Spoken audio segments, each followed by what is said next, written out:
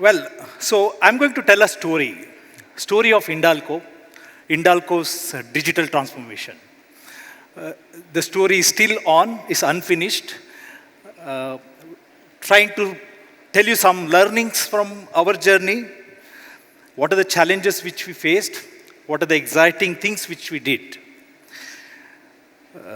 This presentation is not about technology. While I touch here and there about technology, but it's about how did we do?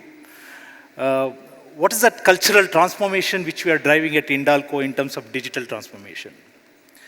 That's where this title of Metamorphosis suits well, because if you look at the metal, the ore is in lumps, and then it is converted into powder, then it is converted into liquid, and then finally it takes a solid shape.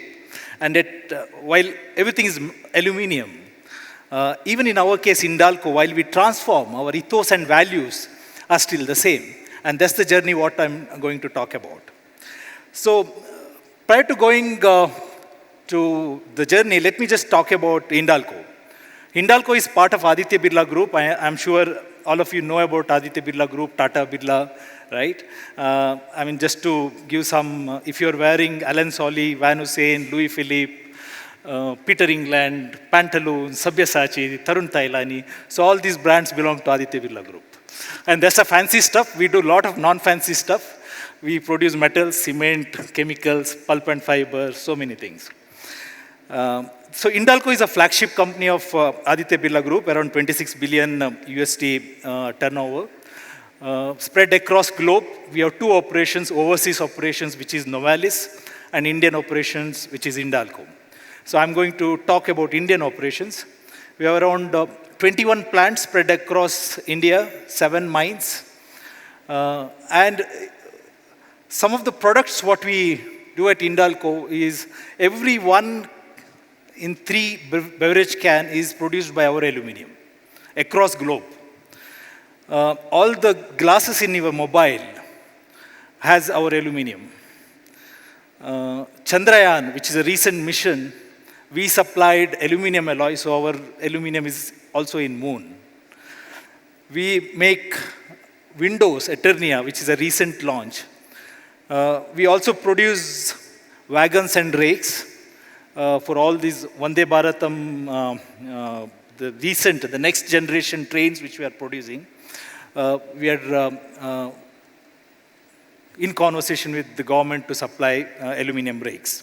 So that's about Hindalco. So somewhere around 2017-18, we realized that we need to transform as Hindalco. Till that time, we were primarily into commodity manufacturing, which is copper, aluminum, and chemicals. So what is that transformation? One, we said that we need to de-risk ourselves because our profits were directly linked to LME prices, which is London Metal Exchange prices. So how do we de-risk? So we need to go more into value-added products. That's where this purpose has come into place. We manufacture materials that make the world greener, stronger, and smarter. The stronger is about making our balance sheet stronger, making our products more value-added. During that time, also, there's a lot of talk on sustainability, so that's where the greener part came in. We also realized we need to become much smarter in the way we work, the technologies which we use. That's where the digital transformation was born. So 2018 is the year where we decided that we need to transform digitally. So what is that transformation? And how did we start? Prior to that, if you look Hindalco from it's very important to understand the context because there's a lot of diversity within Hindalco. We have diverse heritage. There are plants which are built in 1948 and 1958. And if you go to one of our plant in Renukut, you will realize that it's all the independence area kind of a thing still exists there. Then there are plants which are put up post-liberalization in 90s and 2000, which have come up with the superior process technologies. And now we are putting some plants which come with the latest digital technology. So that's 3 different kind of plants which we have at Hindalco. Now if you look at the workforce is also diverse. We have experienced wizards who just by listening to the noise of the machine can say whether the machine is running well or not. We have digital immigrants, somebody like me, we learned digital over a period of time. And we have also a young workforce who are digitally native. So that's a workforce which we have. The locations are also different. We have some plants located in industrial hubs like Bharuch. We have some plant in some industrial towns. Because we are there, it has become industrial town. I mean, if you talk about our Renukut plant or Hirakud, it's there because we are there. Then there are some very remote locations where we have mines, where we do not even have connectivity. So that's the challenge which we have, where we started. Even the processes are different. If you look at all my upstream aluminum processes, which are all continuous processes, all my downstream value-added processes are batch processes. And mining, all of you know, is completely a different process. So with all this diversity, how do we drive digital transformation? It's a very, very humongous task, right? So that's where in 2018 we said, let's not take everything at once. Let's start experimenting.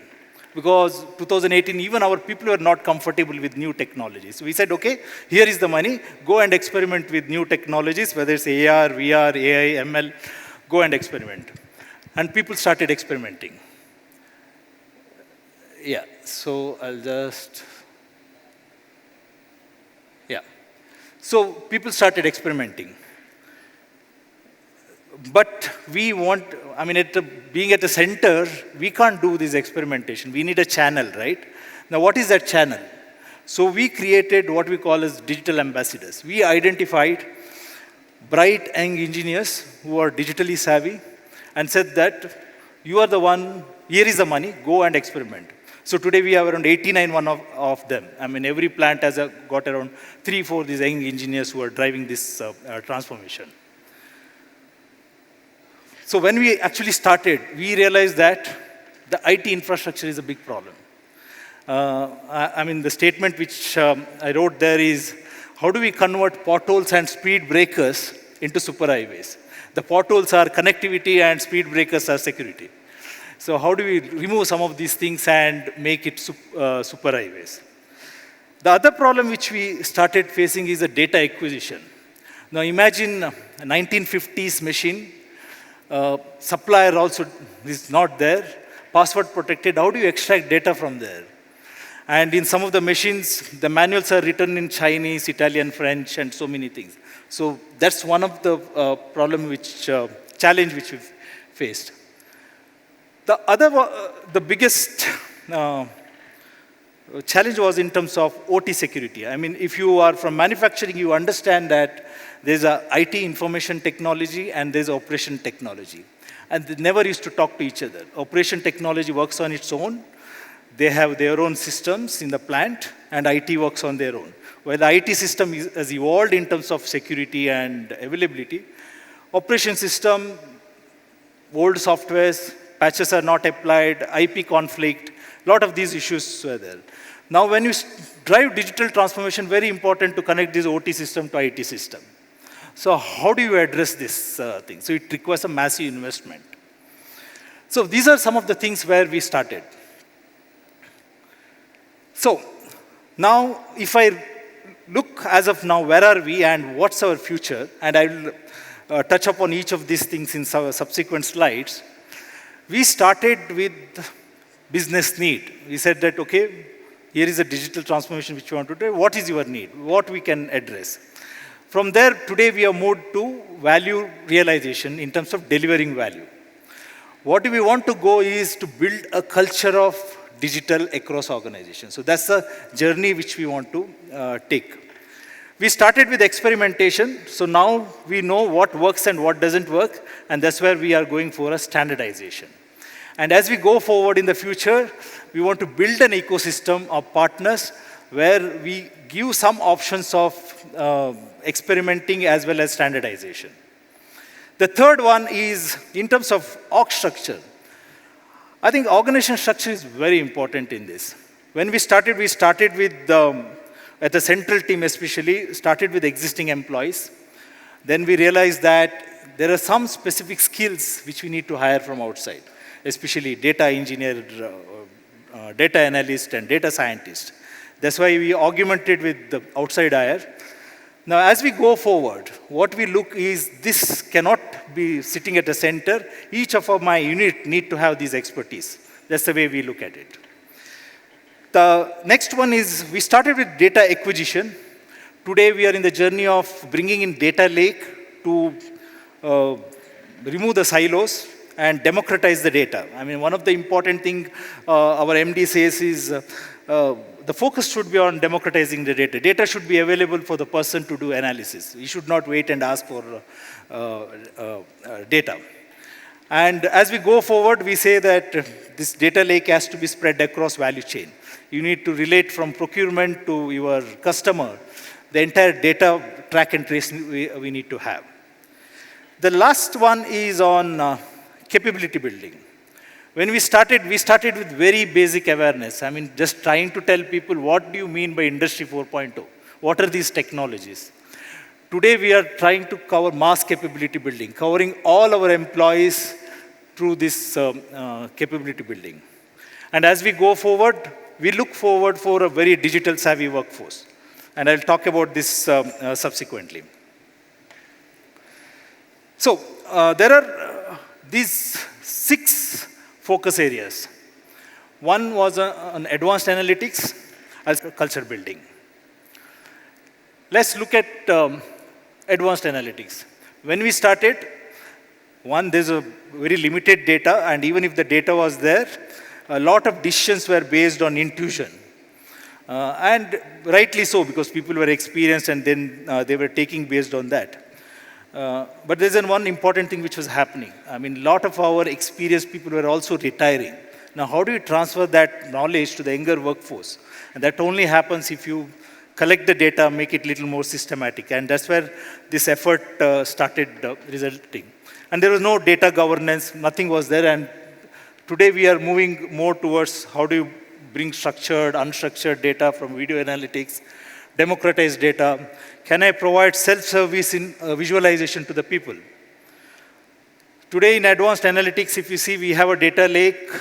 We have done a pilot for a few plants and functions. And it is helping people in terms of data democratization.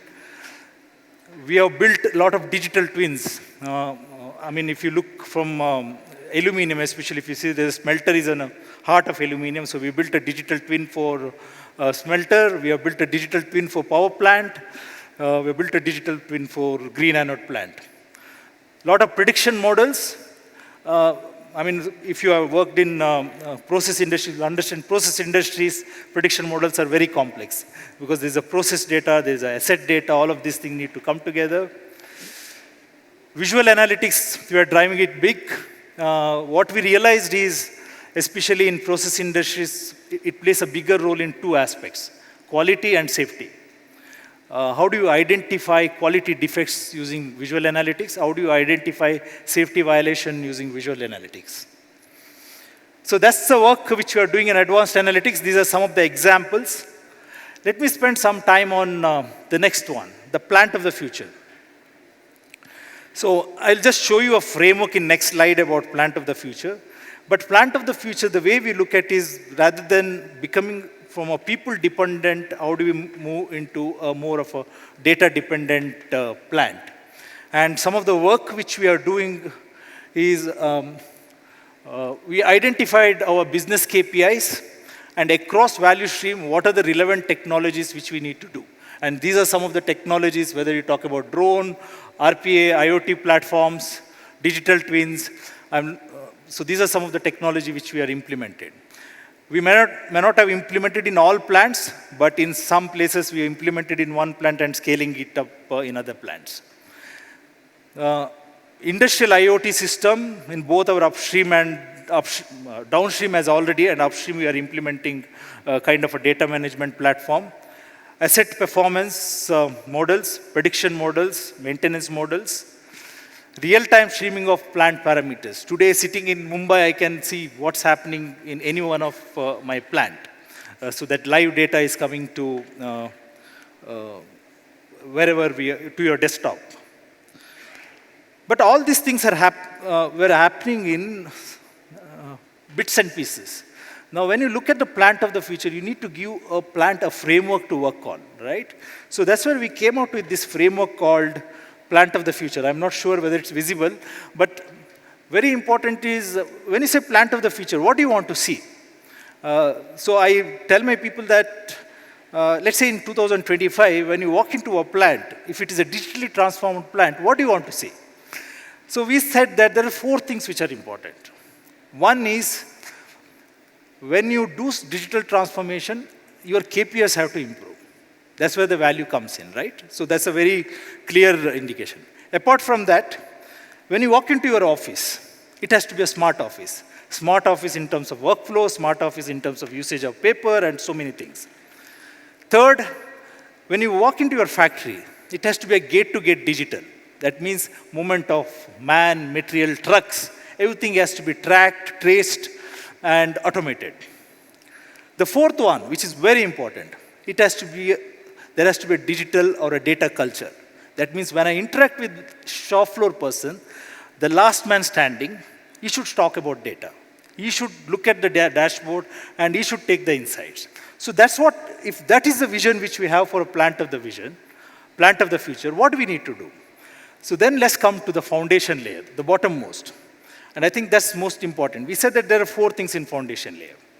One is your IT infrastructure, IT management, which is connectivity, network, speed, security. Right? So all these things need to be in place. And that's where a lot of work has happened and is happening. Second is in terms of data management. How do you sensorize? How do you capture data? How do you create a pipeline? How do you take it to data lake, analyze? Are you having the right platforms and tools? The third one is capability building. You have provided the tools. Are people ready to use that tools? How do you build capability in people? And the last one is the digital mindset. It's about ways of thinking. I mean, when I look at something, can I look at data first? Is data coming to my mind first? Or is digital coming to mind first? How do we drive that? So we said that is a foundation. And we have invested heavily on this foundation building because we believe that if this foundation is right, rest everything will fall in line. So once this foundation is there, then there is a technology stack. All of us are aware that what are the technologies which are typically applied in manufacturing plant. And with this technology and foundation layer, we'll connect the plant. When you say connected plant means that all your systems, whether your IoT system, energy management, laboratory management, quality management, everything has to be integrated because the value comes when all this comes together and then only you get a greater insights. The second is intelligent automation. So whether it's a task, whether it's a work, whether it's a process, how do you automate that? Third one is on asset performance. I spoke about that, right? It's about how do you predict a failure of equipment before it happens. I mean, in a very traditional manner, if you see how the maintenance happens, people go to the pump or a gearbox and repair it. Now, can you completely digitalize this thing? So that's where the asset performance piece where we are working. The fourth one is a track and trace, which is about whatever is happening inside the plant, whether it's a movement of material, whether it's a raw material, finished goods. Will I be able to track? Will I be able to track my machine and people movement within the plant? So that's a track and trace. The fourth is a safe and secure workplace, where we talked about how do you give safety training using these immersive technology, like working in heights. Can I use AR, VR to give the training? And that's where we have done a lot of work. The last one is on sustainable manufacturing. I think somebody spoke about circular economy earlier. Sustainability is a bigger thing for us because metal, as you know, the 60% of our cost comes from the power generation. And we are working very actively to make green aluminum. What it means is, how do you produce aluminum with renewable energy? It's a long roadmap which we have, but we will be there, and that's where the sustainable manufacturing comes. So what we believe is once we have this process and systems layer, we will have sufficient data to take it to the next layer of decision layer. Now, decision layer is about workflow automation, whereas it's a rule-based decision making, or how do I provide dashboards to my people at the shop floor, right? The visualization to take greater insights, or on the data analytics, whether we talk about AI, ML, or video analytics. So we believe once all these things there, we will be able to achieve what we are shown at the top. So that's about the plant of the future.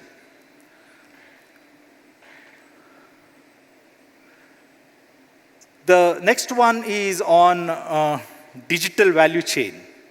The work is in progress. What we have done, that is apart from plant, right? So you have procurement, you have finance, supply chain, sustainability. So what are the work which we need to do apart from plant? So for example, we have got a logistic control tower. All our outbound is now tracked, traced. There is a smart warehouse management. We have done EBITDA and pricing analytics. Sorry for the spelling mistakes. So pricing analytics.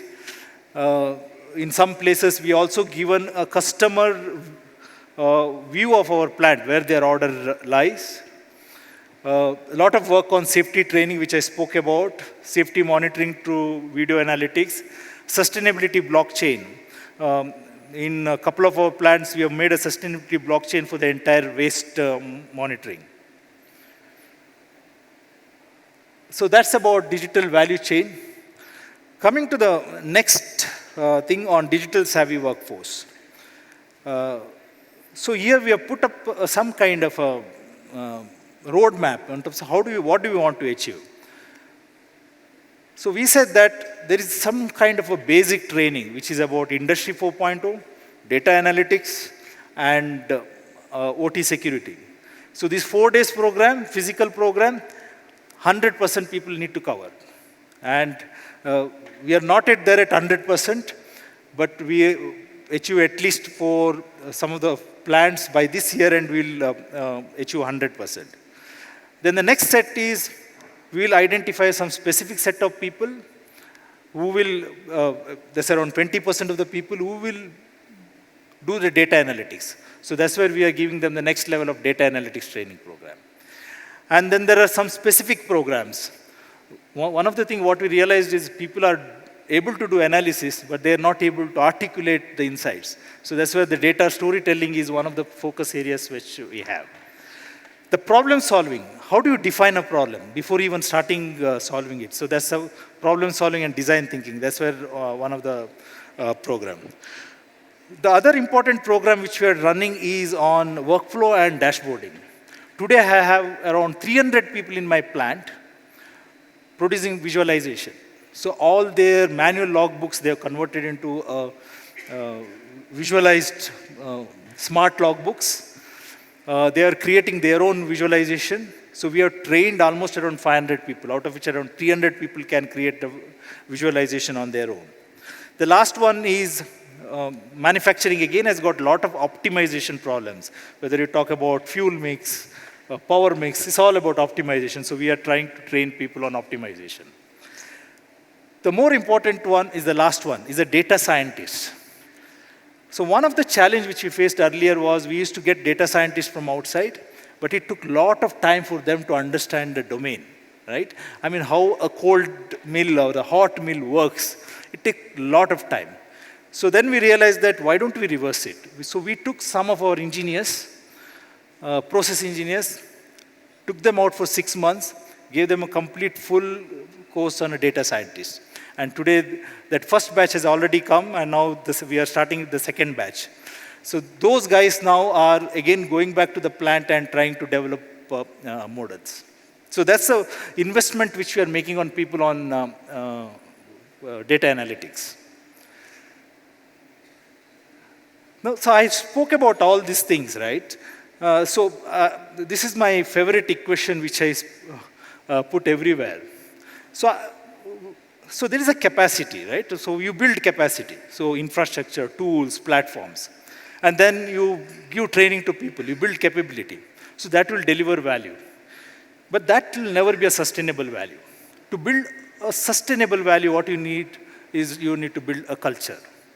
And that's when only you will have a very sustainable value. And that's very important in digital transformation, because digital transformation is different from any other transformation. Manufacturing, for example, has gone to multiple transformation. I mean, if you realize in 90s, there's a quality transformation, then people have gone for a business model transformation.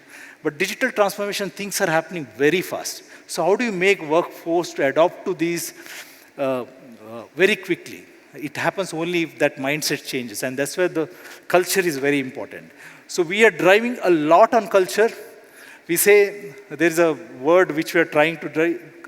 If it is to be, it is up to you. That means if the data analysis, usage of data has to start with me. It is inspired by safety. I mean, in manufacturing, the safety is important. We say safety starts from you. So we said that even the data analysis has to start from you. The talk, use, and breathe digital first mindset, that's what we are trying to drive. And what do we mean do when we say we are drive? So there are a lot of initiatives which we are driving. So one, every plant today has got 2 layers. There's a digital ambassadors who go and implement technologies. Then we have digital evangelists who are the digital sponsors, typically a middle level manager, who actually ensures that these things are done. And this we started recently because one of the things what we observed was when these young engineers go and try to implement, there's always a challenge in terms of middle level managers because they do not understand those technology, right? So that's the reason we got this digital evangelist, got them trained. We run a lot of campaigns on how do you use data, what is the data analytics. Then there are a lot of interventions which we do. I'll give a couple of examples. Data coach. So we assigned a data coach for each of our plant. So anytime if they get stuck, they call up this guy and get it clarified. And he also visits plant once in 45 days. Then there's an initiative called DigiTalk, which is about best practices sharing. So whatever you do, you share it so that other plants can adopt. The initiative on data sami, it's come from a concept of TPM, I mean total productive maintenance, where they had a Gemba kind of a stuff, people coming together to solve a problem. So the similar concept we are trying to implement in Hindalco. Digital maturity index to know where they stand for each plant, and data week is one celebration. We also do once in a year digital conclave. If you go to LinkedIn, most of my employees put posts there on this digital conclave. It's a big event. Last time we had it in Taj in Mumbai. Smart factory workshops. We have our own digital website where it's about a knowledge repository of all the things which are happening in Hindalco on digital. We run several competitions. Datathon is a competition on data analytics, usage of AI and ML. Assetathon is a competition on asset prediction models. And we also have a digital awards every year given to people. So that's the work which we do. So what is the path forward for us? Our journey is not finished yet. It's still ongoing. And as I told earlier, different plants are at different stage of this journey. So we believe that culture building is the key. And that's where our focus is today. Second is focus on setting the foundation right, what I showed there. Even some of our minds today do not have that connectivity. So how do you set up and give that connectivity to them? Prioritization and value delivery. So our phase of experimentation is over. Now we are really prioritizing where to invest and where the value delivery is. While we continue to experiment. Today we are experimenting with Gen AI. We are experimenting with the 5G technology. We also believe that one plant has to take a lead in technology. So that's what we call an anchor plant. And then we scale up to other plants. Internal capability, not externally dependent. As far as possible, we do try to develop internal capability building. And wherever the external is there, we go for co-development. And somebody talked about co-creation of models. So the co-development, co-creation is our key in every work which we do with external parties. And leverage ecosystem. I mean, Aditya Birla has got a lot of ecosystem, right? We have got a lot of support which is coming from multiple places. How do you leverage those ecosystems? So to summarize, we started with islands of experiments, and then we moved to center of expertise kind of a model. And today we are moving towards a federation of expertise where the expertise lies in plants across our units. And that's the summary. This journey is continuous. We have our own ambition. We say that by 4 of our plants need to reach plant of the future by 2025. And by 2025, we should be one among the top 10 manufacturing companies in Asia which has digitally transformed. And that's the ambition which we have. Thank you very much for your time.